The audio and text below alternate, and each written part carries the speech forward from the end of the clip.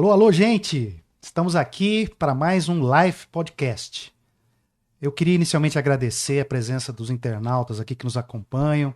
Queria agradecer o apoio de vocês seguindo a gente nas nossas redes sociais, está muito legal. E a gente faz esse programa com todo carinho para vocês. Vamos trazer gente que faz diferença na nossa cidade. Estamos entrando na nossa segunda semana do Live Podcast, com muito sucesso, graças a Deus e graças a vocês. Olha, vamos começar então a falar sobre o assunto de hoje. Hoje a gente tem um entrevistado bem legal com um assunto que realmente é de extrema importância.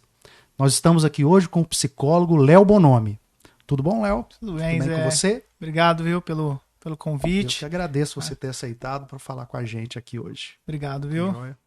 Léo, vamos começar então perguntando para você como que surgiu a psicologia na sua vida? De onde surgiu isso? Eu vou ter que voltar na minha infância, Zé, porque a psicologia eu acho que ela veio inconscientemente assim na minha vida. Tudo começou por ver meus pais fazendo assim sempre o processo de ajudar o próximo, de ter ali como um estilo de vida a solidariedade e aí vendo, eu sempre defini que no meu futuro seria alguma profissão que tivesse algum sentido com ajudar o próximo. E é onde entra também o esporte na minha vida. A partir do momento que eu fui disputar um campeonato em Garça, e lá tinha no time a presença de uma psicóloga. E ali foi o primeiro contato que eu tive assim, com a psicologia, sabe? E o mais interessante é que ali 15 para 16 anos eu não tinha noção ainda do que eu queria. Se era uma vida futebolística ou uma vida profissional. E eu não pensei duas vezes, porque foi um período de 2 meses, a primeira vez que eu tinha saído de casa, e ali passa muito sentimento, um adolescente longe dos pais, sem saber a tomada de decisão, aquela pressão de realmente querer entrar para um time de futebol. E esse primeiro contato veio através da psicóloga, onde ela pôde fazer esse processo de conscientização, o que você quer da sua vida, o que seus pais podem fazer por você, porque quando você se depara nesse descolamento, aqui eu tô sozinho, aqui sou eu por mim, e de repente vem uma pessoa e te vincula e te faz sentir que tá tudo bem. Começou ali, e quando eu voltei para Igarapava, eu já tinha em si assim, uma pré-decisão inspirou, que demais. E começou por aí, pelo futebol, e aí eu comecei a entender também o quanto que a mente no mundo também esportivo faz total diferença, que não era só jogar bola, era se aproveitar uma partida, era se treinar, era fazer várias coisas que iam além ali das 4 linhas. Então e foi hoje você dá muita importância, principalmente nos atletas profissionais, Muita. Até mesmo, Zé, faz pouco tempo que a CBF, no mundo esportivo, ela regularizou na primeira divisão, todos os times é obrigatório ter um psicólogo no time. E antigamente não existia isso, entendeu? Então acho que para quem é amante do futebol, o técnico fazia mais ou menos, mas sem preparo, Exatamente. E hoje já tem toda uma equipe ali preparada para isso. Tá certo. Léo, até pouco tempo atrás, você falar de saúde, você falava de ausência de doenças. Não tem doença, tem saúde. Isso mudou. Então a saúde hoje ela é física, mental, social, ela é mais ampla, Exato, então agora está se dando mais importância também à saúde mental. Você percebe isso? E essa importância que está se dando é a necessária ou se precisa mais? Eu acredito que mais. Só que a gente está caminhando, Zé. Eu vejo que Igarapava atendendo faz 6 anos e meio, e eu vejo esse comparativo do antes e do agora, porque quando eu comecei havia todo aquele processo, sabe, de resistência em começar um tratamento. Eu percebi assim que a maioria dos pacientes já entrava com aquela resistência. Eu não sei o que eu estou fazendo aqui, eu não preciso disso. E 6 anos e meio depois eu vejo que já está havendo uma aceitação, sabe? Das pessoas já ver mais um interesse quando há uma palestra, um podcast, qualquer coisa que estão se importando, porque estão percebendo a realidade, Os números vão provando cada vez mais que o Brasil ele se encaminha, infelizmente, para um princípio. A gente liderou. Faz 2 meses que a gente chegou em primeiro lugar no ranking do país mais ansioso do mundo. Então a gente já tem um dado aí desfavorável. Mas ao mesmo tempo, e da depressão a gente vê também cada vez mais os números aumentando. Mas ao mesmo tempo eu vejo que está havendo uma crescente pela iniciativa, a tomada de decisão ela é mais rápida, né? Então a gente precisa reforçar. Homens cada vez mais procurando atendimento psicológico. Vale ressaltar que 3 vezes, as mulheres procuram 3 vezes mais o tratamento psicológico do que os homens. Mas quando eu pego em alta escala, assim, eu falo, caramba, espera aí, os homens também estão começando a tomar essa consciência. A psicologia está... Faz 60 anos que foi reconhecida, né, como uma profissão. Então ela está engatinhando. Não é uma profissão nova, jovem. Ela é uma profissão jovem, sabe? Então as pessoas estão começando a tomar essa consciência, mas precisa-se de mais. E o que seria, Zé, na minha opinião, esse mais? Psicólogos em escola, entendeu? Então, assim, a partir do momento que você já tem um psicólogo numa escola, às vezes do que uma equipe ali, o professor não consegue enxergar, um psicólogo já vai perceber e levar esse comportamento dos filhos, dos alunos, né, para os pais. Então, assim, esse mais são várias políticas que a gente tem que começar a promover, a estimular, para as pessoas começarem a naturalizar, né, o tratamento como algo importante, né, e não só olhando para a questão de ausência de saúde, né, e de doença, perdão. Léo, para os nossos internautas entenderem, tem muita gente que não, às vezes tem sintomas de transtornos de saúde mental e não sabem identificar, e por isso não procuram ajuda. Então eu vou fazer algumas perguntas sobre definições de alguns problemas e gostaria que você falasse sobre isso para orientar, então, as pessoas que estão nos assistindo. Por exemplo, o que é a depressão? A depressão ela ainda é rotulada por muitas pessoas como a tristeza, né? Então a gente dá o nome como tristeza. Vai além. Ela vai além porque ela se passa por um processo de queda química, né? Então o que é essa química? A pessoa que ela começa a entrar no processo depressivo, automaticamente ela já vai ter uma dificuldade de sentir os estímulos que uma pessoa que não tem depressão sente, que a gente fala que é a dopamina, né, e a serotonina, que é aquele estimulante de prazer, de encanto pela vida, de felicidade, de alívio. Então a gente precisa tirar esse rótulo, que não é só uma tristeza, a gente vai além, é uma tristeza muito mais profunda. E aí, a partir desse momento que essa pessoa entra nessa depressão, ela vai ter, né, o processo de dificuldade de rotina, o processo de perda de apetite, processo de dificuldade de manter a higienização, dificuldade de alimentação. Então, assim, envolve um hemisfério que vai além de uma tristeza. E o que acontece na maioria das vezes, né? A pessoa, por negar o diagnóstico, ela acredita que ela não tem a doença. Eu sempre trago um exemplo que não adianta nada você ter diabetes e negar a diabetes acreditando que você não vai ter. De qualquer forma, você já está com uma diabetes. Eu tenho uma enxaqueca. Se eu nego uma enxaqueca, de qualquer forma, eu estou com uma enxaqueca. Então, o que acontece? As pessoas, elas evitam o encontro profissional, porque dependendo é lá que você vai receber um diagnóstico, e evitando você ter uma falsa consciência que você não tem a depressão. Só que a depressão ela é fisiológica, ela é psicológica. Eu falo que ela não pergunta assim, você quer ter? Ela entra. Ela te invade. Então, acho que quanto mais rápido as pessoas procurarem, né, Zé, a prevenção, você já consegue evitar muita coisa. Mas como há essa falsa ideia de que eu não procurando o tratamento, eu não recebo o diagnóstico e automaticamente eu não tenho uma doença. E então é válido a gente poder, né, você que abriu espaço para a gente poder deixar claro que se começou a perceber, e é um fator que diferencia muito, cansaço e indisposição, né? Então, assim, o que é o cansaço? É um processo que todo ser humano tem devido à produtividade do dia, do trabalho. Agora, quando a pessoa ela começa a cair na indisposição, qual que é a diferença de um para o outro? O cansaço você recupera descansando. A indisposição, você pode descansar 12, 24, né? 48, que sua indisposição vai estar ali alojado ainda.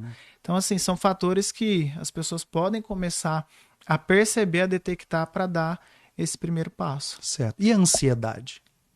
Que é um fator, igual eu falei, a gente assumiu, né, faz 2 meses o ranking do país mais ansioso do mundo. E aí o que faz isso acontecer, né? É uma série de fatores. Primeiro, o brasileiro ele é muito emotivo, né? Então, assim, já é enraizado na nossa cultura que a gente sente mais as coisas, a gente vibra mais as coisas.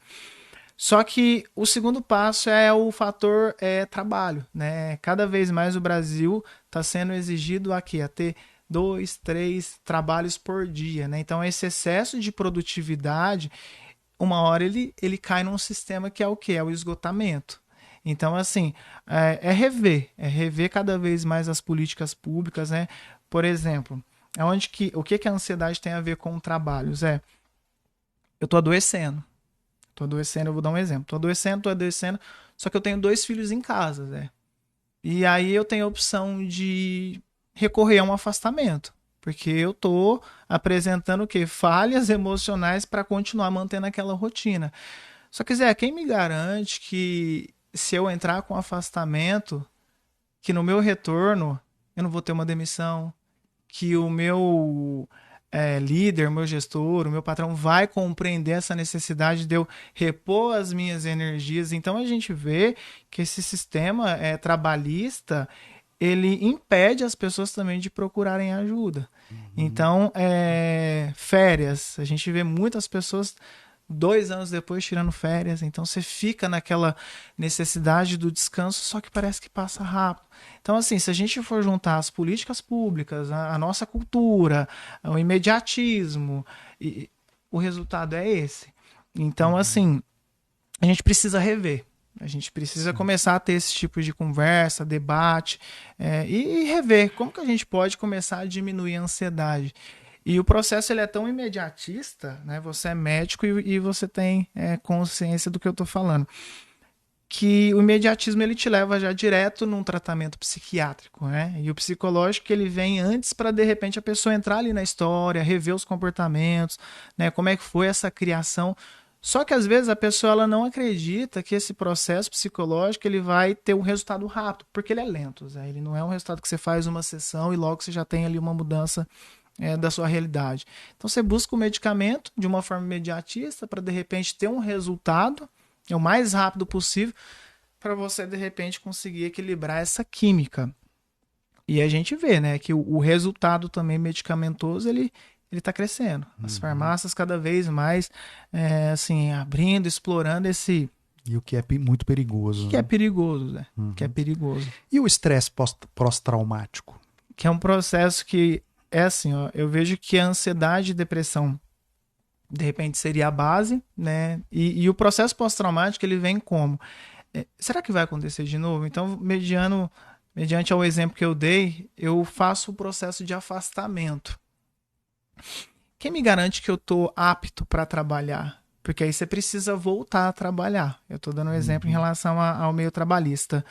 O processo pós-traumático é isso, é o medo do retorno.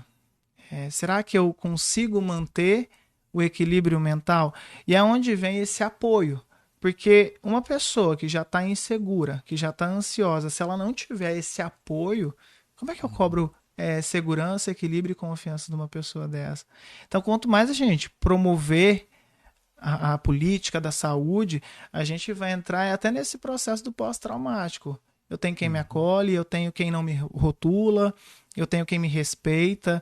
Porque por muito tempo a psicologia ela foi um tabu para a sociedade, né? Quando você estendia o convite de procura uma ajuda, a primeira resposta é eu não tô louco. Então, quando você apoia um tratamento, obviamente isso aí já vai afetar positivamente lá no pós-traumático. Por quê? Porque se eu recair de novo, tá tudo bem. Eu sei o caminho que eu vou ter que percorrer novamente para me tratar. Agora, quando você não tem, né, essa sustentabilidade social, esse medo de voltar, ele se torna muito mais recorrente, Zé. Certo. E o transtorno bipolar?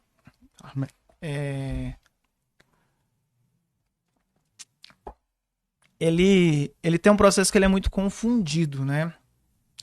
A gente tem um transtorno bipolar e o transtorno borderline, né? Que são transtornos parecidos, porém existe uma diferença. O bipolar nem sempre ele tem essa consciência, né? Então a gente fala que ele oscila muito durante o dia, né? Então assim não precisa de repente acontecer situações para ele mudar de humor. Já o processo do borderline, a gente já vê que Na maioria das vezes são fatores emocionais da infância, a criação, a rejeição. Então, tem fatores que desencadeiam gatilhos, né, nesse processo do borderline. Agora, o bipolar nem sempre tem uma situação corriqueira.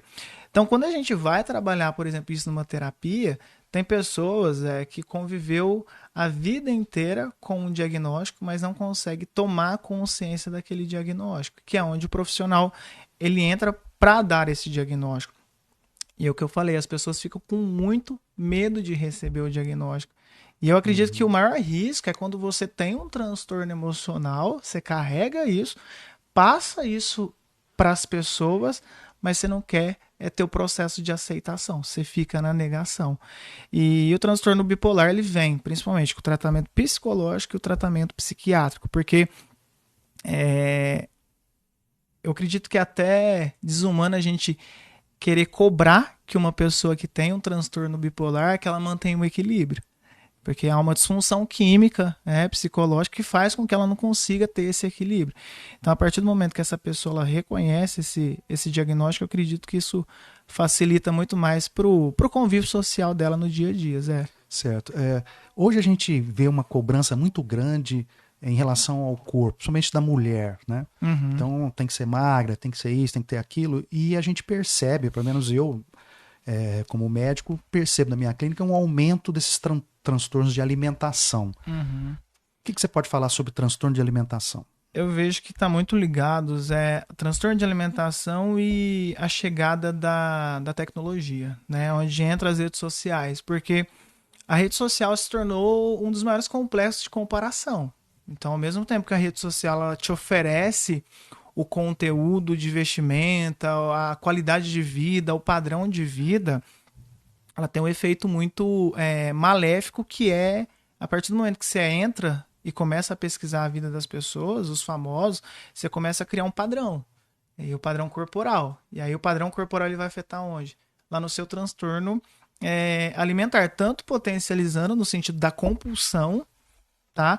Quanto no sentido da anorexia, né, desse complexo do emagrecimento, do corpo perfeito. Então, essa nova geração ela vai passar, né, assim, de um período muito longo pelo transtorno alimentar. Porque de cá eu tenho um transtorno alimentar e de cá eu tenho a rede social que favorece cada vez mais aquele padrão, aquele perdão, pessoal, deu uma enrolada aqui, estereótipo, né, em relação assim, ao corpo. O corpo fundamental é aquele que você se sente bem.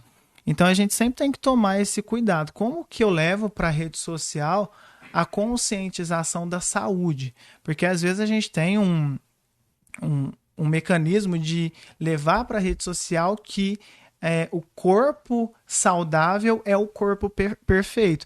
E aí o que você pode afetar, Zé? Você pode afetar até no processo também da genética. Né? Tem muitas pessoas que têm que olhar para essa genética familiar e reconhecer que vem de uma genética, de repente, de obesidade, de uma família que tem o perfil, né, da obesidade, outros já têm um perfil mais abaixo do peso, e vale destacar, né, até um convite que a gente estende para a parte nutricional também, tá vindo aqui, para poder cada vez mais frisar.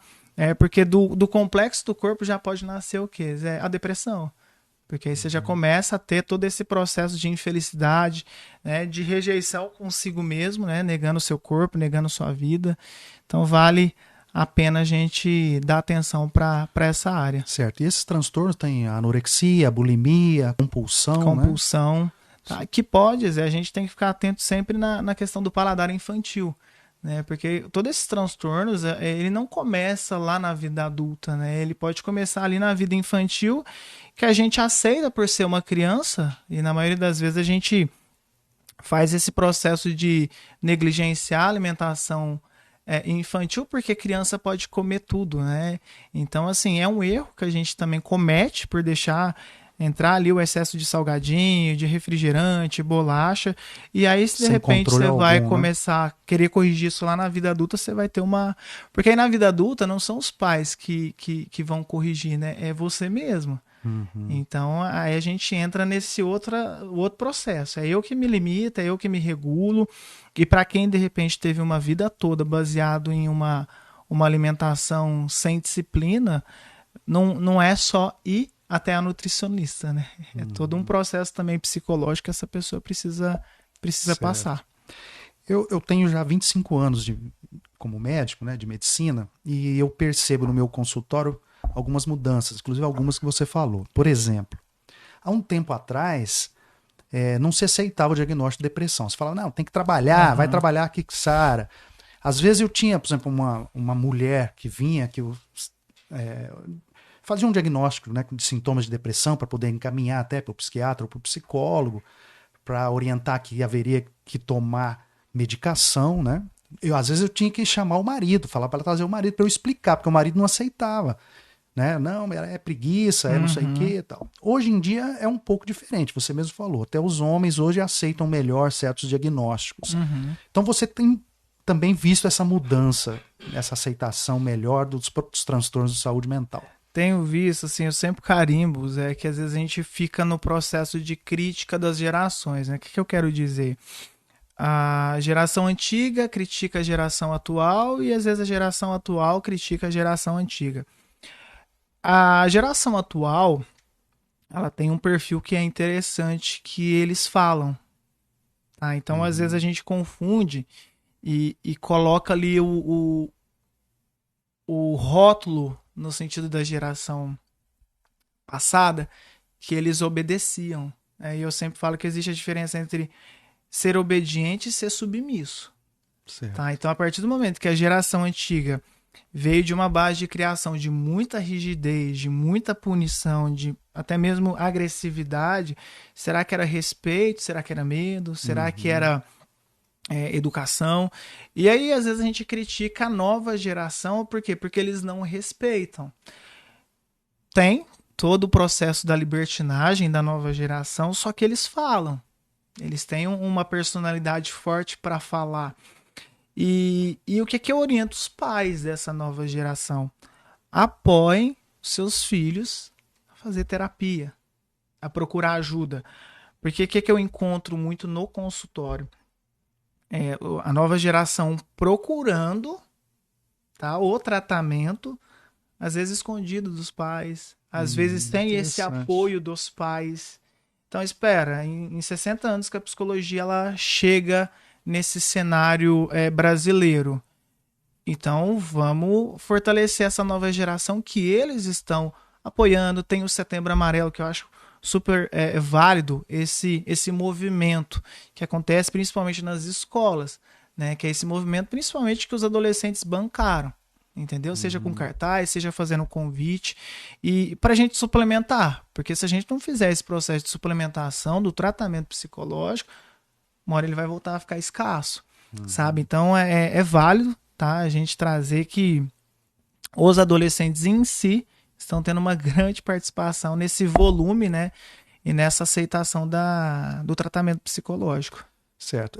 Tem uma polêmica aí que eu vou falar para você que gostaria de saber sua opinião. Está sendo criado por algumas mães aí o Dia da Saúde Mental. O que Uhum, seria? Um dia por mês, a criança ou o adolescente não vai à escola, uhum, que é o dia da saúde mental, para descansar e tal. E que criou-se uma polêmica entre professores, pedagogos, psicólogos a favor e contra. Você uhum. acha que isso funciona, o dia da saúde mental, uma vez por mês a criança faltar à escola para poder se proteger ou se cuidar do ponto de vista de saúde mental? Zé, eu acho que assim, é sentar e conversar, sabe? Porque se eu falar que como que esses pais, como que essa escola vão comprar essa ideia? Então vamos imaginar que se criasse assim um dia da família na escola. Então tem a reunião de pais e mestres, que seria uma vez a cada um mês, 2 meses. Vamos fazer o processo da família na escola, tanto que seria interessante, sabe? Porque se a gente colocar essa ideia de que um dia no mês Só que a gente não sabe como que é lá em quatro paredes, né? Será que é um mês que vai mudar a realidade desse aluno? Será que é um mês que vai deixar ele consciente do que ele precisa? Então, eu reforço, né, a importância de psicólogos na área educacional e montar essa equipe multi, né, entre professores, psicólogo, de repente nutricionista, e com esse processo dos pais também, porque a gente tem que fazer essa divisão, né? Qual que é o papel da escola e qual que é o papel dos pais. E às vezes a gente vê uma deficiência de comunicação. Os pais acreditando que a escola tem que fazer uma certa função que não é da escola, e de repente essa escola muito distante dos pais. Então, se a partir do momento que há esse sentar e conversar para montar projeto, iniciativa, juntamente, seja com o município, seja com projetos sociais, olha o tanto que aproxima. Porque se a gente parar e analisar, Zé, o Dia da Criança é feito em três situações, eu imagino. Casa, escola e rua. Então ele passa por esses três lugares por muitos anos. Casa, escola e rua. Como que é essa passagem? Quem está de olho? Quem está observando? E alguém tem que observar.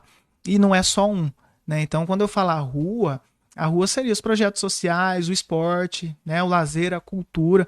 E a partir do momento que a gente começa a aproximar isso, falo, Zé, por mim. Quando eu olho para minha infância, eu nasci e fui criado na usina Junqueira, né? E quando você é criança, você não tem a dimensão do quanto que você foi protegido além dos seus pais, né? Então eu lembro que meu pai saía cedo para trabalhar, minha mãe ficava em casa, e ali, né, na usina Junqueira, havia todo um processo para morar ali, que a gente, por ser criança, não tinha essa noção, que era a escola para você ir no lazer e ter acesso às atividades. Você tinha que ter a nota boa na escola, então você acaba sendo reforçado por ter que estudar, porque senão você não tinha diversão. Então tinha uma troca. E se você não trabalha, né, no sistema educacional e psicológico com a consequência, a criança ela não tem dimensão do comportamento. Então, se você não é ameaçar, é você ter a consequência que é justa. Então, para você ter isso, você tem que me entregar isso. E hoje a gente vê que tem uma deficiência em como que eu dou consequência para esse aluno. Porque, de repente, Zé, a escola vai e tenta trabalhar com a consequência, só que, de repente, os pais acham ruim com a escola. Ou vice-versa, entendeu? Os pais tentam trabalhar com a consequência, mas a escola não reforça isso. E acaba que a criança e adolescente vai percebendo essa mecânica. E aí, às vezes, ele acaba aproveitando disso. Então, o mais interessante é isso. Eu não vou falar que, Zé, indo uma vez na escola vai dar certo esse projeto, mas é começar a sentar e discutir. É o primeiro passo. Léo, eu queria te pedir um pouquinho desculpa um pouquinho, eu vou falar então com os nossos internautas, né? Pessoal, muito obrigado pela audiência aí de todos. Pessoal que quiser mandar pergunta aqui para o Léo, pode mandar. A gente, na medida do possível, a gente vai perguntar aqui para o Léo.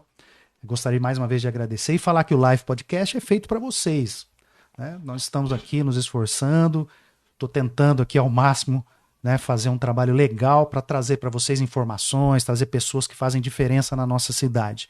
Então, muito obrigado mais uma vez por vocês estarem aqui com a gente, tá bom? Bom, vamos esquentar um pouquinho o nosso assunto agora. Zé. Vamos falar de bullying. O que se fala, né, no popular aí é o seguinte: na minha época não tinha esse negócio, porque a época a gente era forte, isso aí é mimimi, não sei o que, a gente suportava tudo, agora qualquer coisinha tal. Antigamente a gente era mais forte. Isso é verdade? O pessoal, do ponto de vista emocional, de saúde mental, era mais forte antigamente ou isso é lenda? Não, é lenda. É lenda porque a partir do momento que você estimula, Zé, a falar que a geração passada é mais forte, você dá total abertura para o seu filho, para o seu neto se calar diante da dor. Então, assim, você tem que suportar, você tem que superar. E eu acredito que existe uma outra forma de você falar de superação sem falar que você tem que aguentar tudo calado. Porque amanhã, se ele calar numa vida adulta e achar que qualquer tipo de injustiça, qualquer tipo de preconceito e de julgamento ele tem que ficar quieto, que direito que você tem? Então, assim, é um rótulo bacana essa pergunta, porque é um rótulo que as pessoas da geração passada trouxeram. Na minha época não existia bullying. Existia. porém talvez não tinha tanta ênfase, porque era o método de antigamente, era o quê? A força, a superação e, enfim, a gente tem que tomar muito cuidado porque, assim, um dos maiores indícios de suicídio está no bullying. Então a gente fala que tem o suicídio, mas tem o pré-suicídio. Existe uma história antes do suicídio para chegar no ato final. E aí, quando acontece o suicídio, a gente pergunta, né, o porquê. Não foi só um porquê, foram vários que foram acontecendo até chegar, né, no ato. Então a gente tem que ter um total cuidado com esse assunto, total respeito. E é sempre importante, por exemplo, no Setembro Amarelo, uma das coisas que eu mais levo assim, para as escolas é o tema bullying, porque quando acaba a palestra você vê assim já alguns adolescentes que esperam acabar para te chamar num canto, falar o que está acontecendo, e porque eles têm medo, né? A pessoa que sofre bullying, ela tem medo de quem faz o bullying, ela tem medo de repente os pais tirarem da escola e de repente é uma escola que ela gosta, ela sofre o bullying, mas ela tem que do outro lado amizades ali. Então assim, quanto mais um tema, quanto mais a gente puder falar e reforçar que isso é uma lenda, tá? E eu acredito que as coisas vão tomar o cuidado necessário. Tá, joia. Vamos continuar com os temas espinhosos aqui, hein? Agora, vamos falar de racismo. Você já acompanhou criança que sofreu racismo? Existe sequela? E adulto? Como é que lida com isso? Acho que dentro do racismo é até assim, delicado pra gente falar, porque Zé, a gente não tem noção assim do que é. Eu falo que quem passa pelo racismo ele tem uma credibilidade, ele que tem direito de vir aqui e expressar a dor. Então eu vou falar de uma forma assim, da maneira como eu enxergo, né, e não da maneira como eu sinto. É a naturalização também. O cuidado que a gente tem que tomar é como que um pai, é como que uma escola ele leva esse assunto, porque é um assunto tão delicado que às vezes a gente acaba fugindo desse tema, porque assim, eu não sei como que vai ser a interpretação, por exemplo, da sala. Como que cada um vai lidar, como que cada um está sentindo. E eu vejo que teria que ser até uma matéria, né? Quando a gente vai falar assim, de vários assuntos, o bullying, o processo de transtorno, o preconceito, o racismo, tem que ser debatido. Porque se a gente deixa para o debate ser nas redes sociais, você vê que cria um norte totalmente assim... polêmico. Então, a partir do momento que as pessoas elas conseguirem levar isso também de uma forma passiva, né? Porque quem sofre, ele tá tendo sofrimento e nem sempre ele tem ali uma capacidade de expressar a dor que ele está sentindo. E às vezes ele leva de uma forma agressiva. Então, quanto mais cedo a gente também puder levar isso para as escolas e fazer a igualdade acontecer, né? Porque assim, é difícil falar de igualdade. Quando você está num cenário que você não tem ideia do que é o preconceito, a fome, você usa ali de uma forma bem teórica, sabe? E, enfim, a gente mora num país, né, que a gente sabe que a cultura ela é um espaço para todos, para o branco, para o negro, para o pardo. Só que a gente fala, poxa, a gente fala tão pouco disso, né? Por que a gente não poderia falar mais? Porque eu acho que há o medo, né, ao receio, de repente você soltar uma palavra e, caramba, eu acho que eu falei algo que não deveria. Mas a gente tem que se encorajar. Acho que quanto mais eu puder, você, as pessoas que entenderem que a gente tem que estimular quem sofre, porque aquele que sofre, independente de qual o preconceito, nem sempre ele tem espaço de fala. Primeiro, às vezes ele já veio de um universo totalmente distante do que a gente viveu. De repente acesso à educação, lazer, cultura, e para ele chegar até onde a gente chega, ele tem que dar uma volta gigantesca, né? E enfim, então eu acredito que é um processo que é lento no nosso país, né? Quando a gente vai falar do processo da igualdade, porém a gente não pode perder a esperança, né, Zé?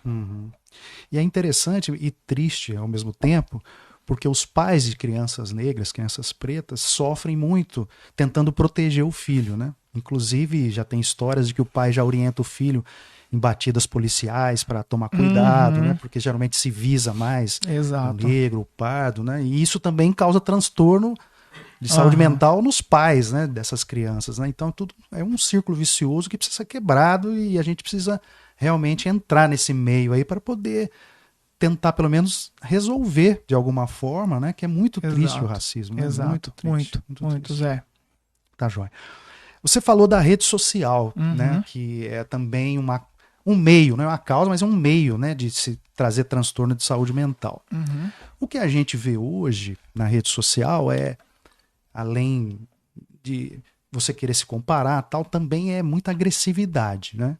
Então existem pessoas que agridem, elas não conseguem passar por um comentário ou por uma postagem sem dar uma opinião, e às vezes uma opinião destrutiva, né? Então eles querem criticar. Então tem pessoas que criticam porque tem inveja, né? Ou porque fazem parte de um grupo que ela precisa de autoafirmação, então vou criticar o meu adversário gratuitamente, né? Tem pessoas que têm interesse financeiro, né? Não vou perder minha boquinha, então vou criticar. Exato. Mas tem pessoas também, né, que me parece ter maldade. Quer dizer, elas agridem simplesmente por agredir, tem prazer em trazer sofrimento. Na religião, na Bíblia, você tem lá maldade citado, né, o mal. E como você se cura da maldade? É se aproximando de Deus, temendo a Deus, seguindo os mandamentos. Para os cristãos, aceitando Jesus como Salvador, você se livra do mal. E na psicologia? A psicologia, como ela encara o mal no ser humano? Existe tratamento para o mal? Sempre falo que, no meu ponto de vista, a psicologia começou em Jesus. E quando a psicologia procurou estudar todas as pessoas que fizeram feito no mundo em si, então foram estudar Freud, foram estudar Einstein, enfim, várias pessoas que fizeram alguma diferença, né? E tem uma área, né, que a gente fala, uma área cerebral que chama janela killer. Então, o que é essa janela killer, né? Todo o ímpeto que o ser humano tem, seja de raiva, de vingança, de gatilhos e traumas, né? Então, todas essas pessoas que tiveram algum feito, elas também carregavam a janela killer. Qual que foi o resumo, né? Que todo mundo tem essa janela killer. Então, em algum momento da sua vida, isso pode aparecer em alguma reação, em algum momento, em alguma fase. E quando eles foram procurar o comportamento de Jesus, e aí isso eu abro para quem acredita e para quem não, vale, né, essa reflexão. Não é que estudaram o crânio, o cérebro, estudaram todos os feitos e os comportamentos. Eles não encontraram a janela killer, né? E o que indica provavelmente isso? Jesus oferecia amor em excesso, e quando ele era traído, ele oferecia o perdão. Então acaba que assim, caramba, ninguém tirava esse ser humano do sério, né? Ninguém tirava esse ser humano do equilíbrio, porque toma o amor. E quando ele foi traído por Judas, o que ele ofereceu? O perdão. Então eu vejo que na sociedade está faltando. Está faltando mais o amor, está faltando mais o perdão. E um corre lado a lado do outro. Porque assim, ao mesmo tempo que eu amo, se eu virar chavinhas, eu já posso estar odiando a mesma pessoa em questão de segundos. E é o único sentimento que vem para resolver e mediar o ódio é o perdão. Então eu acredito que é válido, né? Assim, a gente trazer sempre a presença religiosa dentro do nosso meio social. É até um estudo científico, as pessoas que têm a religião, a espiritualidade, elas conseguem se recuperar de uma depressão ou qualquer outro tipo de transtorno em relação àquelas que não têm.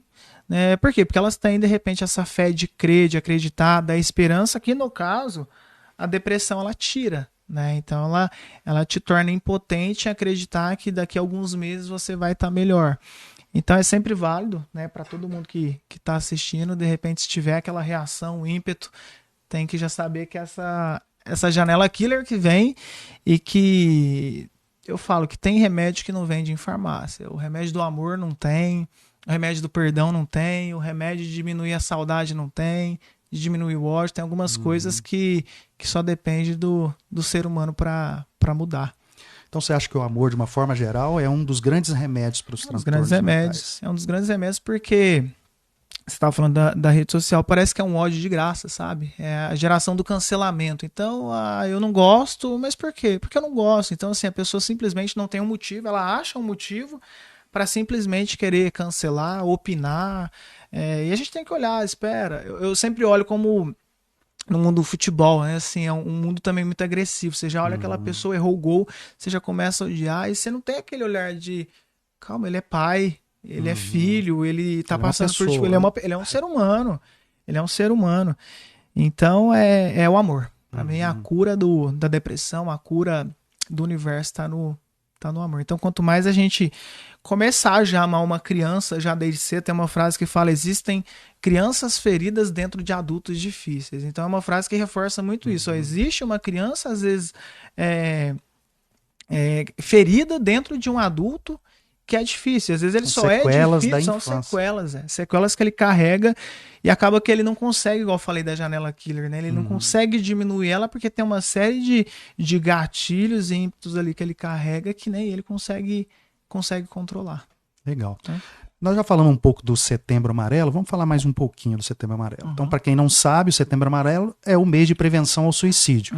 E junto é um mês de conscientização, né, dos transtornos de saúde mental, né, para conscientizar as pessoas a pedirem ajuda, né, principalmente nesses casos mais graves. Você acha que o Setembro Amarelo funciona? Ele é uma boa ferramenta? Boa ferramenta. Boa ferramenta porque de promoção, né, Zé? Não era falado. Era um assunto que, quando entrava da mesma forma do preconceito, a questão racial, o suicídio ainda era temido. Não era qualquer pessoa que pegava um microfone e tomava a frente de falar. O Setembro Amarelo começou em 2015, né? Então também está começando a engatinhar. Um projeto da CVV que teve como o projeto principal é isso. A gente precisa falar. Porque enquanto a gente não fala, aquele que está com a ideia suicida, ele também, Zé, não vai falar. Ele precisa de alguém. E alguém que perceba, alguém que note, por exemplo, né? Igual quando a gente vai em escola. Não é só ir lá palestrar, sabe? Você tem que ficar sempre atento, né? Aquele que chega e fala, ô Zé, eu tenho um amigo que... E de repente não é um amigo, de repente ele tá falando é dele. Mesmo, só que ele cria um personagem, né? Pra levar a história dele. Então eu vejo, tá engatinhando, é claro. Foi muito legal. Esse ano eu recebi muito convite das escolas assim, Léo, vem aqui falar. E é o que eu sempre falo pra direção, não chama só em setembro, porque o suicídio ele não tá só em setembro, né? Ele tá ali de repente todos os dias na mente de uma pessoa, só que quanto mais a gente puder reforçar o recado, estender o convite para ir também num consultório, porque vou ressaltar isso, não é, Zé, todo mundo que tem a condição de um acesso à terapia na hora que precisa, né? Porque ou a gente tem o município, SUS, ou você tem o particular.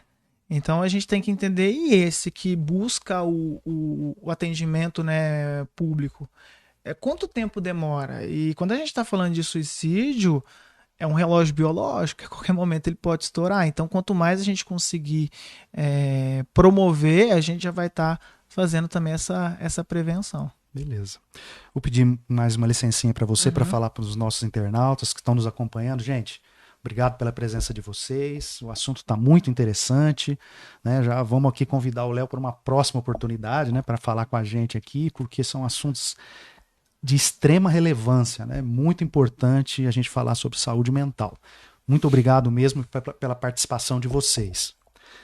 Léo, tem um aforismo aí, né? Que o pessoal fala que problema de saúde mental é doença de rico. Isso é verdade? Não, também é lenda, porque assim, tá em todas as camadas, né, Zé? Todas as camadas a gente pode ver que tem a depressão por N motivos, tá? Seja a depressão, eu sempre falo, fiquem atentos, porque a depressão ela pode começar na infância. Só que a criança ela não sabe identificar que ela está com uma depressão. Ela pode começar num luto, ela pode começar num desemprego, ela pode começar numa separação, ela pode começar numa mudança de cidade. Então, assim, não tem área, né? Não tem condição financeira, social. A depressão está em todos os lugares e pessoas. Todas viu? as camadas Todas da as sociedade, camadas, né? exato. Isso é interessante porque, na verdade, você também já falou, às vezes a pessoa não tem recurso, né, para buscar um psicólogo, uma ajuda psicológica. Na nossa cidade, a renda per capita é menos de 2,5 salário mínimo por pessoa. Então, quer dizer, é bem difícil uma família que tenha filhos que precisam procurar um psicólogo particular. Então, na minha opinião, eu acho que um investimento maciço nessa área seria muito importante. Nós temos o CAPS, né, que é do SUS.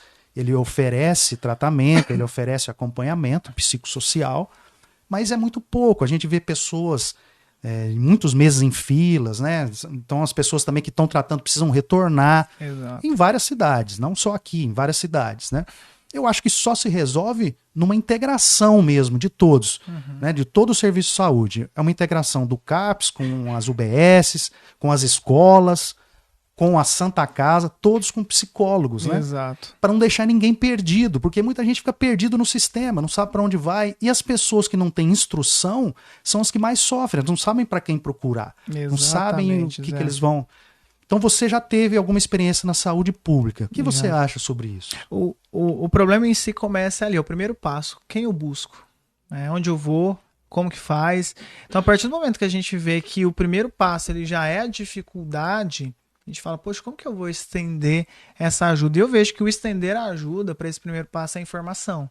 Tá? É a gente unir todos esses setores que você falou, porque a partir do momento que a comunicação ela é mais rápida, é a mesma coisa se acontecer, começar a pegar fogo aqui, né? O que a gente vai ter que fazer? Uma comunicação rápida. A gente não vai ter muito tempo para pensar, para o outro esperar, ligar para o fulano, não, tem que ser algo muito rápido. E quando a gente está falando de risco de vida, não é algo que dá para esperar muito, né? Então não dá para falar que o erro está só ali.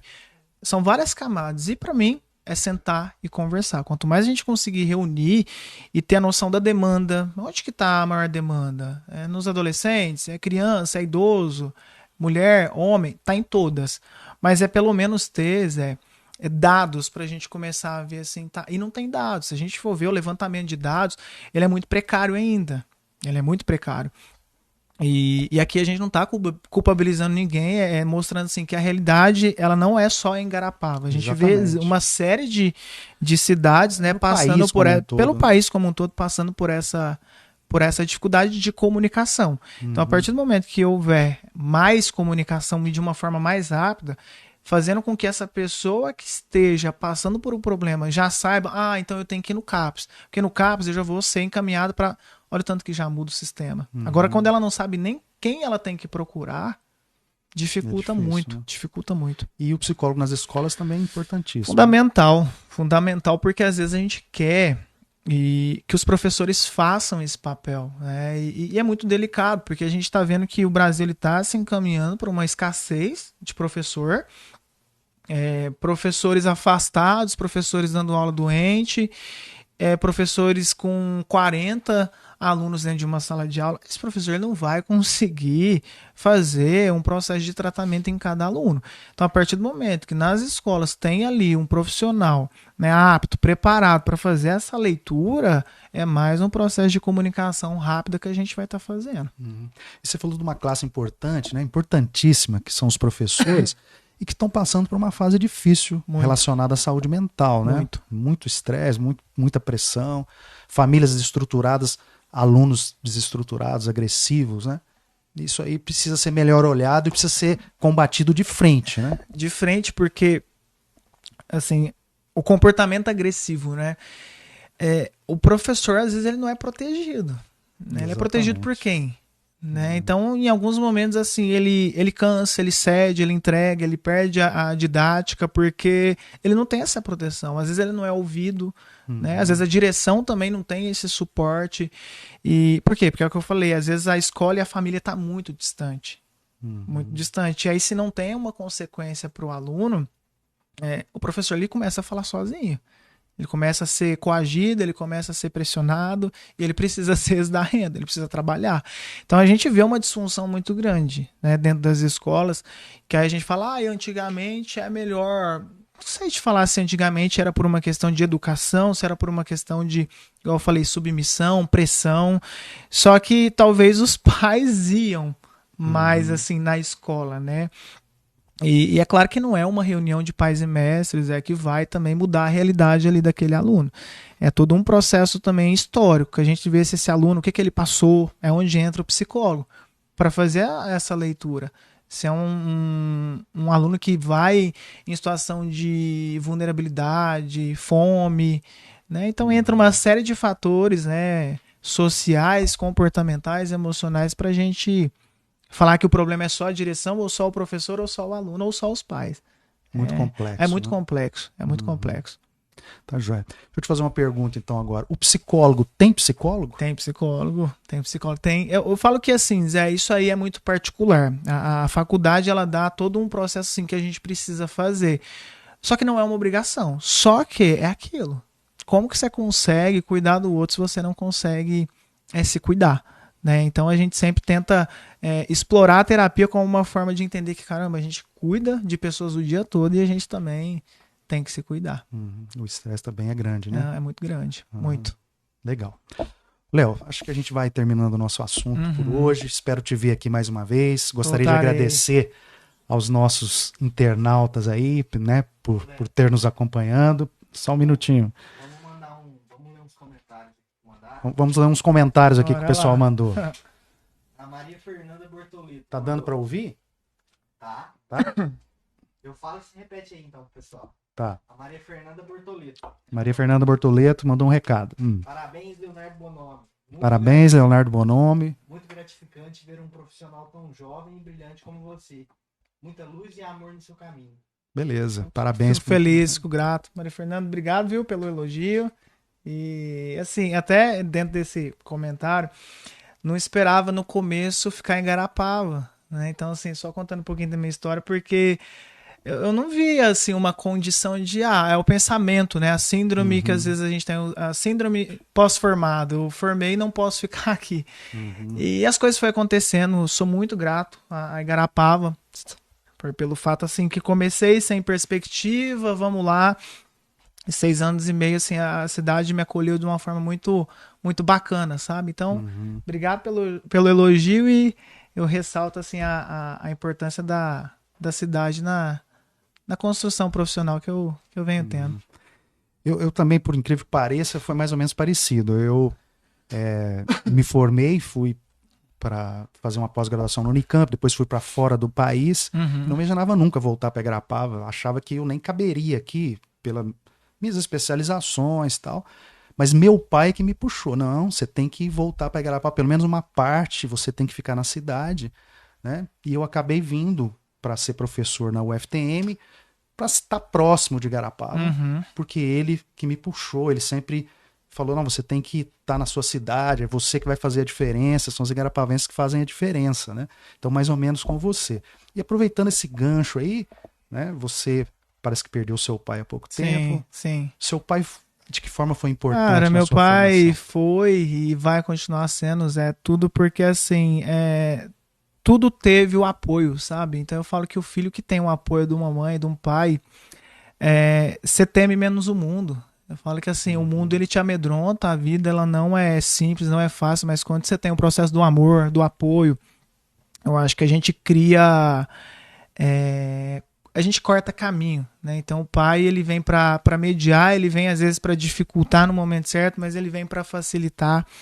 E eu sou muito grato a Deus, né? Assim, eu tô num processo de luto, não tá sendo fácil, nem para mim, nem para minha mãe, mas só da gente olhar assim pro histórico que a gente teve, a gente foi privilegiado por ter a família assim com pessoas dignas, sabe? Que igual eu falei no começo, a psicologia ela entrou na minha vida às vezes sem eu perceber, que foi vendo os meus pais sempre com essa missão de querer ajudar o próximo, então sou grato a Deus, sou grato ao meu pai, minha mãe deve estar Isso é muito legal, me assistindo agora e fico feliz assim de poder continuar a história que hoje eu tô tendo o meu nome, né? Mas com o sobrenome ali atrás muito bem legal, realizado. Parabéns. Obrigado, Zé. Eu queria te parabenizar porque você ganhou um prêmio, né? É o prêmio de melhor psicólogo, votação popular, né? Mostrando que o pessoal de Igarapava te admira e a sua competência como psicólogo.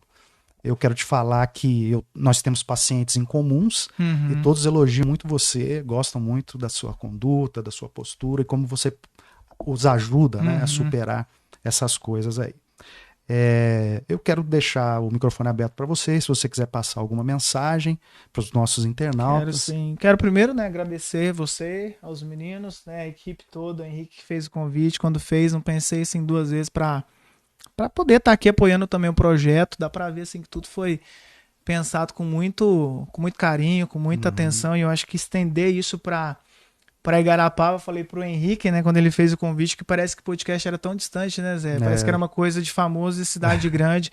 E quando a gente vê que pode estar aqui, pode estar na nossa cidade. Eu assisti o do Zé Garcia e, assim, fenomenal, porque, assim, quanta cultura tem uma pessoa e veio aqui para compartilhar de graça, né? Privilegiados aqueles que puderam acompanhar e assim, e ganhar um olhar de admiração tanto para a pessoa, pela história que a pessoa tá fazendo aqui em Garapava também, e apoiar, né? O meu papel veio, assim, eu vim aqui para deixar claro que a saúde mental é um dos temas mais falados, então, assim, a forma da gente apoiar é abrindo espaço para falar, para comentar, então sempre quando precisar, pode contar comigo que estarei aqui, viu, Zé? Gostei muito também da nossa conversa. Vamos outras vezes conversar. Vamos, sim. Tá? Muito obrigado. Prazer ter você aqui.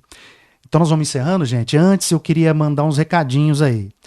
Olha, amanhã tem uma apresentação de violino e teatro da Fundação, né, lá na Mansão do Vovô, a partir das 19 horas, né, Henrique? É isso aí.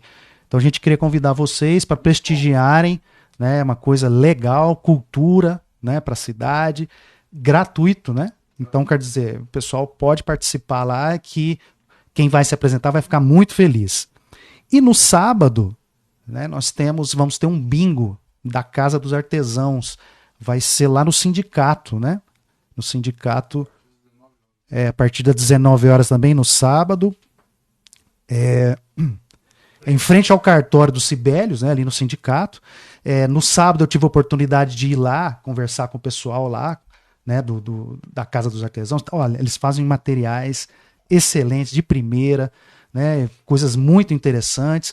Então a gente quer prestigiar, a gente quer apoiar esse tipo de coisa na nossa cidade. Então o convite fica para todos vocês. E numa próxima oportunidade a gente vai trazer o pessoal lá da Casa dos Artesãos para mostrar o trabalho deles aqui para vocês.